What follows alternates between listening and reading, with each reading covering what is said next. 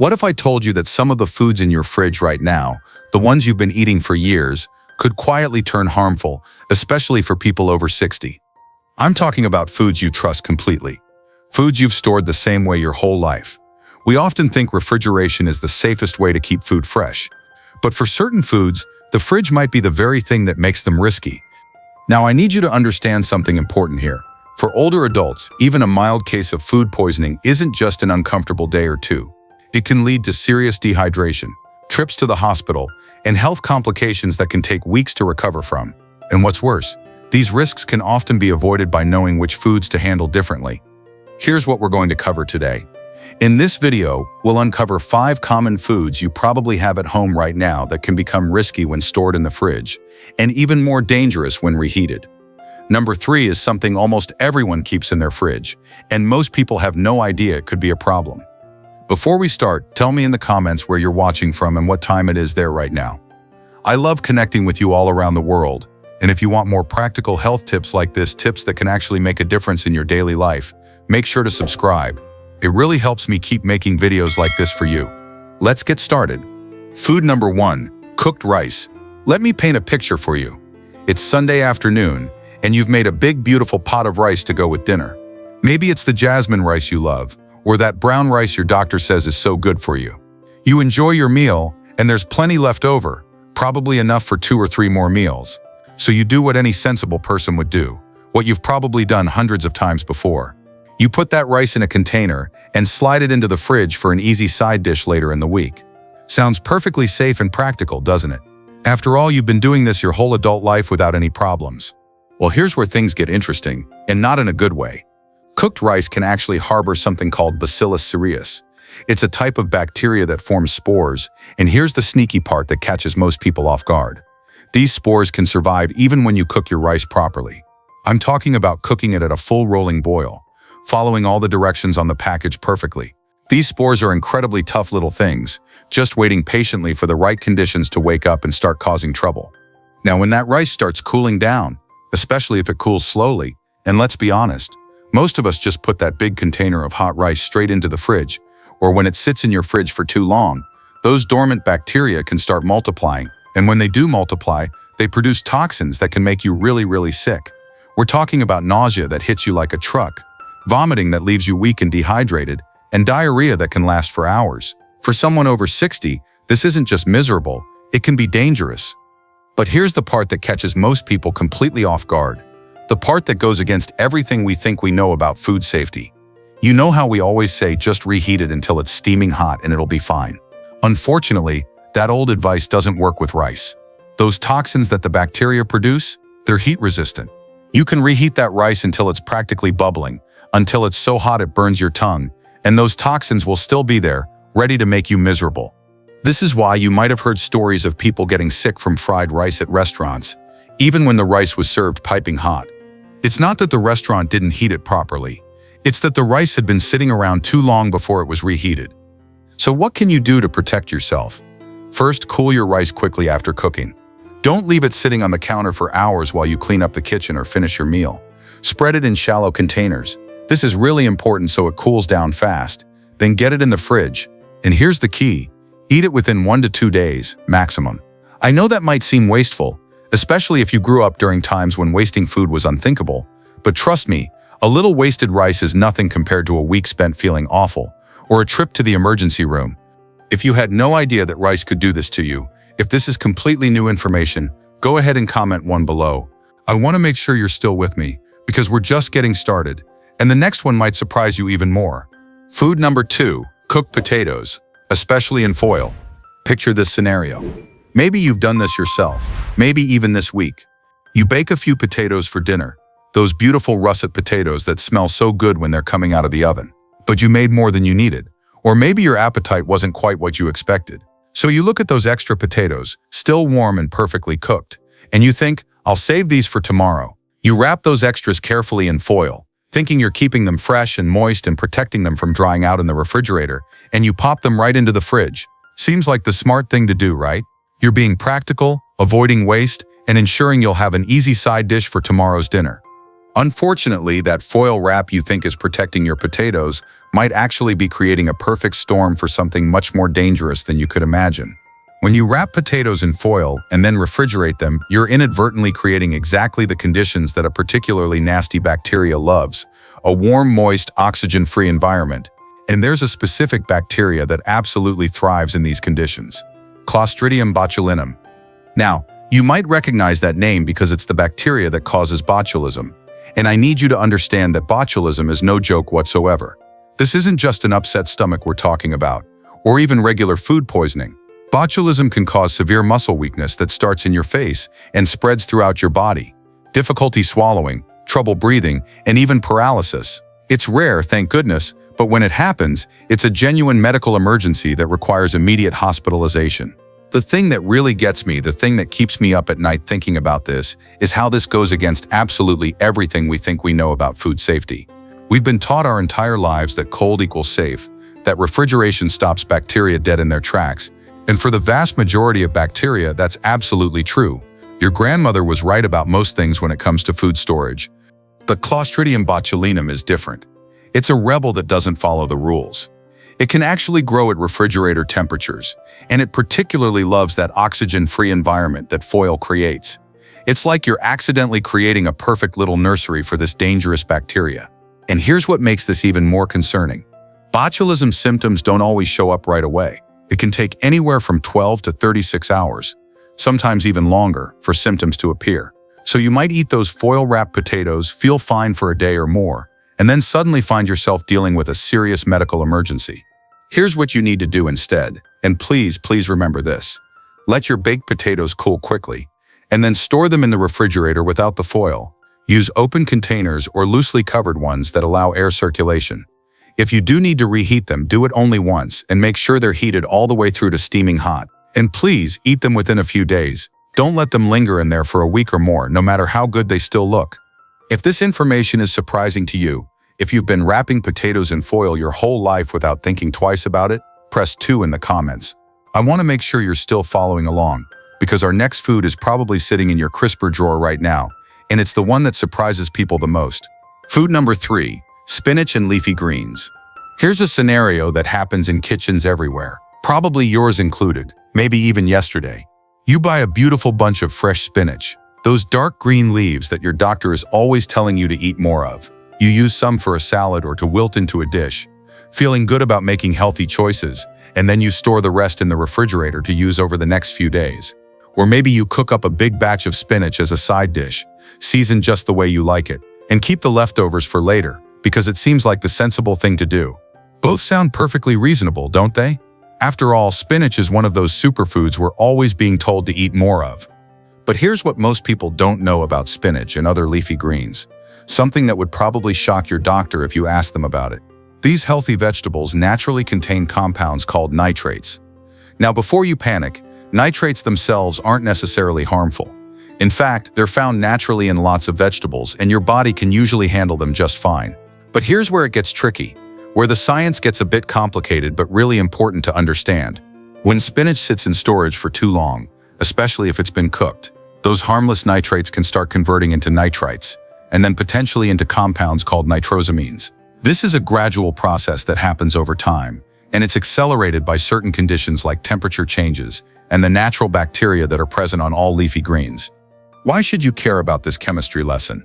Because nitrosamines have been linked to some serious health concerns, particularly for vulnerable populations like infants and older adults.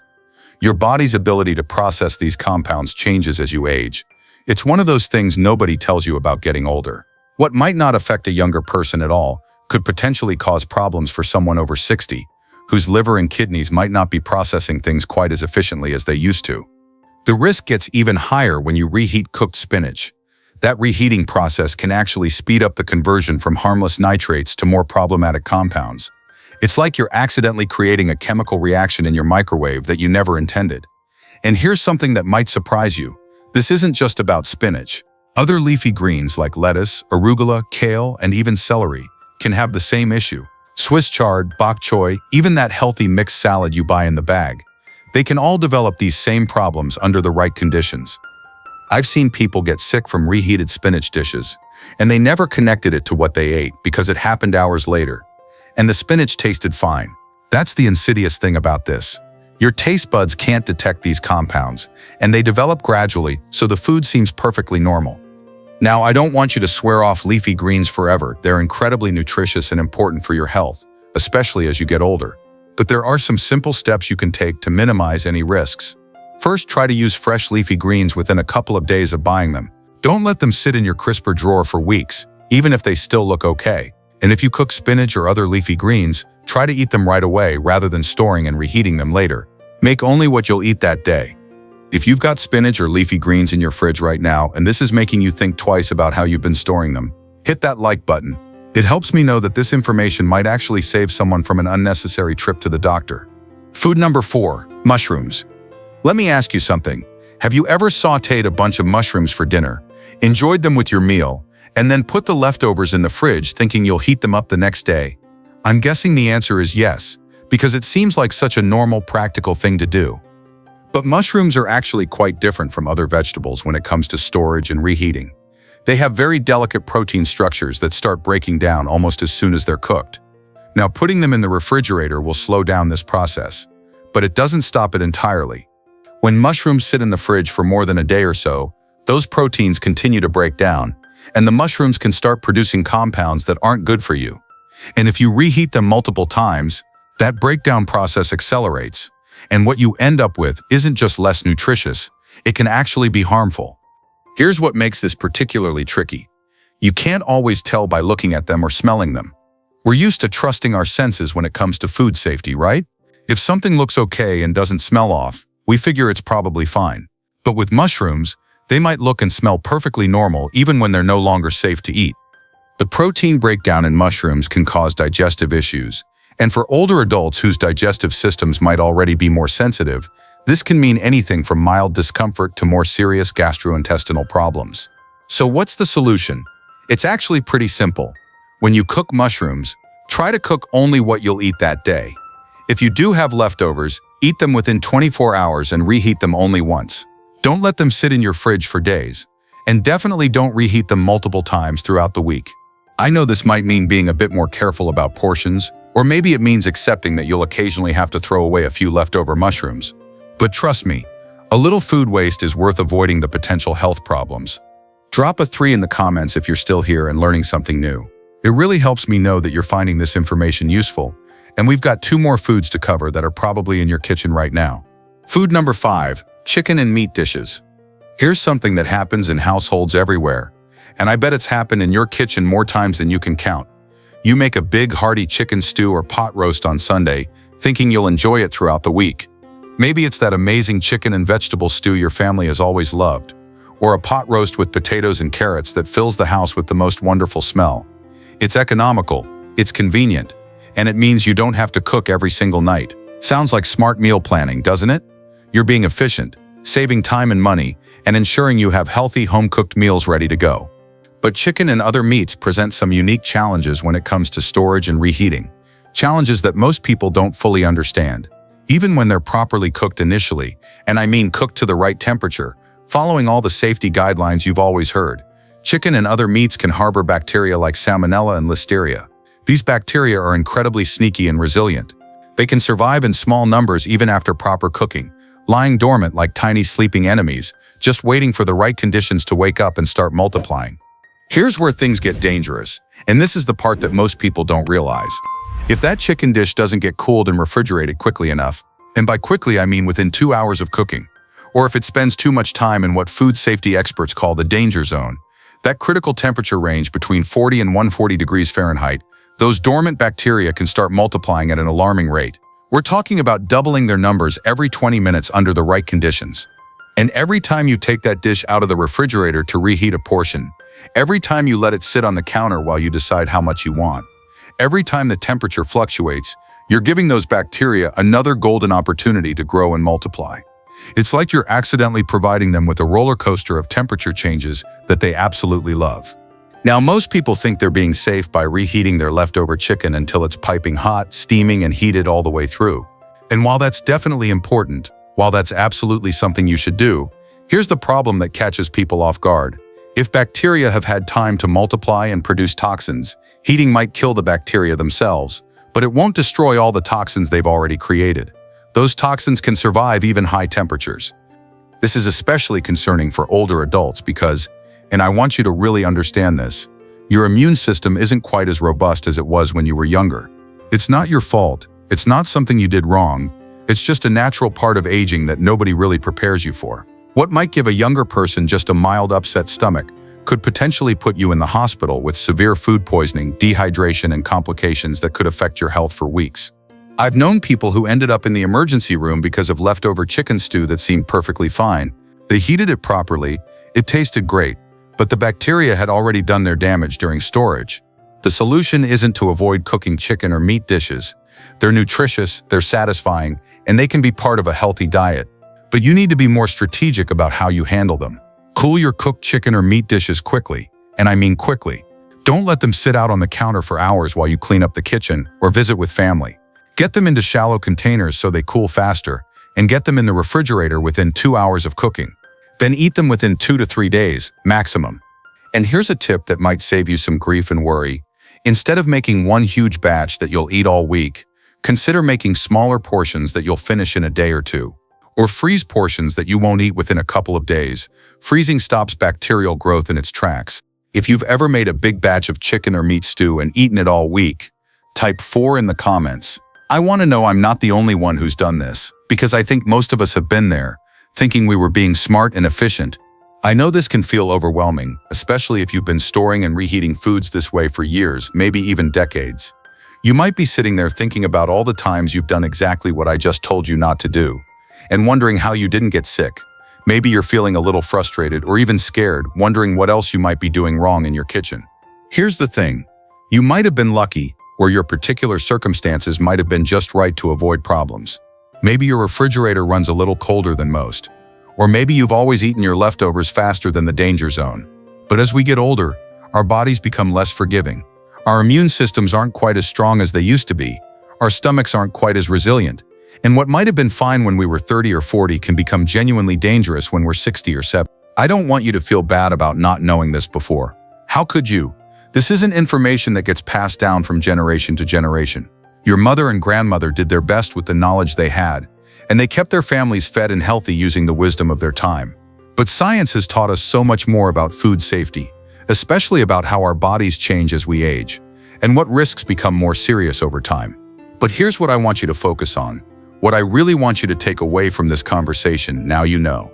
Right now, in this moment, you have information that can protect you and your loved ones. You're not powerless here.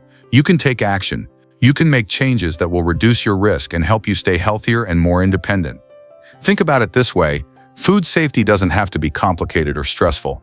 It's really just about being a little more aware, a little more careful. It's about not taking unnecessary risks with your health, when simple changes can make such a big difference. You don't have to throw out everything in your fridge or stop enjoying the foods you love. You just need to handle them a little differently. So here's what I want you to do after you finish watching this video. Take a few minutes, it won't take long, and go check your fridge and your pantry. Look at what's in there. Think about how long it's been there, and ask yourself if anything needs to go. Check those dates. Look at that container of leftover rice. Think about those potatoes wrapped in foil. A simple clean out today could prevent a lot of trouble down the road. And remember, this isn't about living in fear or never enjoying leftovers again. It's about making informed choices. It's about understanding that your health and safety are worth being a little extra careful, especially as you get older and your body becomes more vulnerable to things that might not have bothered you before. Let me quickly recap what we've covered today, because these are the 5 foods you really need to be careful with, and I want to make sure these points stick with you. Cooked rice that can harbor heat-resistant toxins even after thorough reheating. Potatoes stored in foil that can develop botulism in that oxygen-free environment. Leafy greens like spinach that can develop harmful nitrosamines over time. Mushrooms whose delicate proteins break down and become problematic when stored too long. And chicken and meat dishes that can harbor dangerous bacteria that multiply with each temperature change. All of these foods can become risky when stored in the fridge for too long, and they become even more dangerous when reheated repeatedly or improperly. The key thing to remember is that time is not your friend with these foods. The longer they sit, even in your cold refrigerator, the more problems can develop. Now I'm really curious, and I hope you'll take a moment to share with me which of these 5 foods surprised you the most. Was it the rice that seemed so innocent? The foil-wrapped potatoes that you thought you were protecting? The spinach that you've always thought of as nothing but healthy? The mushrooms that seem so harmless? Or the chicken dishes that you've been making for family dinners for decades? I'd love to hear from you in the comments below. And if you have your own experiences with food storage, if you've ever gotten sick from something you thought was safe, or if you've learned something over the years that changed how you handle leftovers, please share that too. These conversations help all of us learn and stay safer. Sometimes the best wisdom comes from real experiences, not just from textbooks or studies. I also want to hear from those of you who maybe learned some of this the hard way. If you've ever had food poisoning that you later realized came from one of these foods, sharing your story could help someone else avoid the same experience. There's no shame in it. We've all learned lessons through experience, and your story could be exactly what someone else needs to hear. If this video helped you understand something new about food safety, or if it made you think differently about what's in your fridge right now, I'd really appreciate it if you'd subscribe to my channel and hit that notification bell. When you subscribe, you won't miss my next video, where we'll talk about foods that are actually much safer than most people think, because it's not all doom and gloom when it comes to food safety. There are plenty of foods that you can store and reheat without worry, and I think you'll be pleasantly surprised by some of them. There's so much misinformation out there about what's safe and what isn't, and my goal is to give you practical, science-based information that you can actually use in your daily life. Information that helps you stay healthy and independent, without making you afraid of every single thing in your kitchen or feeling like you need a PhD in food science just to make dinner. I want you to feel confident in your kitchen, not anxious. I want you to enjoy your meals and your leftovers without constantly worrying, but also without taking unnecessary risks. It's all about finding that balance between being appropriately careful and still enjoying the foods you love. Thank you so much for taking the time to watch today, and for caring enough about your health to learn something new. Thank you for being the kind of person who wants to stay informed and take care of yourself and your family. That says something really wonderful about who you are. Stay safe, stay informed, and I'll see you in the next video where we'll continue this important conversation about keeping yourself and your loved ones healthy as we navigate the changes that come with getting older. Until then, take care of yourself, you're absolutely worth it, and your health and independence are precious things that deserve protection.